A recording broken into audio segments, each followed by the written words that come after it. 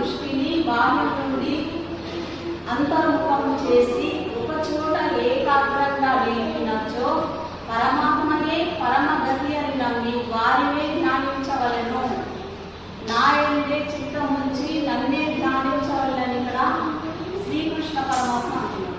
నాయందే ధ్యాస ఉంచు, నాయందే దృష్టి నీకు, అప్పుడే నేను నీకు ముక్తుని చేస్తా అంటున్నాను. అందరి లోపల ఉన్నది ఆత్మయే కనుక ఆత్మనే ధ్యానించాలని ఇక్కడ మళ్ళీ చెప్తుంది. మీ ఆత్మనే మీరు ధ్యానించండి. సముద్రం ఏ ప్రకారంగా శాంతంగా గంభీరంగా ఉండునో అలాగే సాధకుని అంతఃకరణం కూడా ఉండాలట.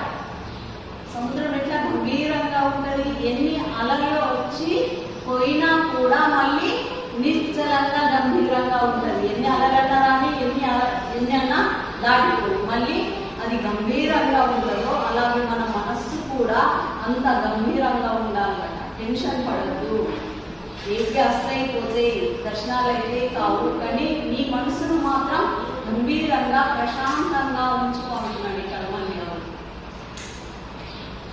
శాంతాత్మ అని చెప్పగా ప్రశాంతాత్మ అని చెప్తున్నాడు. శాంతి కాదు, ప్రశాంతంగా ఉండడం నేర్చుకోముందు అని చెప్పుల వల్ల అత్యంత కూర్చోవాలి.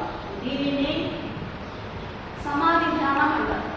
అంటే ఇక్కడ శివుడు దశావతారం ఉంది కాబట్టి ఇక్కడ మన కేంద్రం కాబట్టి మృతిలో త్రివేణి సంగమం మృతి ఇక్కడనే ఉంది కాబట్టి ఇక్కడ దృష్టిని నిలపమంటున్నారు. కొందరు భూమధ్యంన నిలుపుతారు, మరికొందరు హృదయ స్థానం అన్నారు, కొందరు సహస్రారం నందు వారి వారి అనుకూలతను బట్టి ఆయా స్థానంలో నిర్ణయించుకోవచ్చు. బాగానేమో ఇక్కడ భూమికి వద్ద చెప్పింది, ఇంకొందరేమో హృదయంలో పెట్టుకుంటారు, ఇంకొందరు నమస్కారం, ఇంకొందరు సహస్రారం. అంటే మంచిగా ఒక రకంగా పద్ధతిలో అలా నిలుపుకొని ధ్యానంలో కూర్చుంటారు అంటున్నారు. కొందరు కళ్ళు సగం మూసి సగం తెరిచి కూర్చుంటారు. కొందరు శివుని ముద్రలాగానే ఇట్లా పెట్టుకొని అట్లా కూడా కూర్చుంటారు.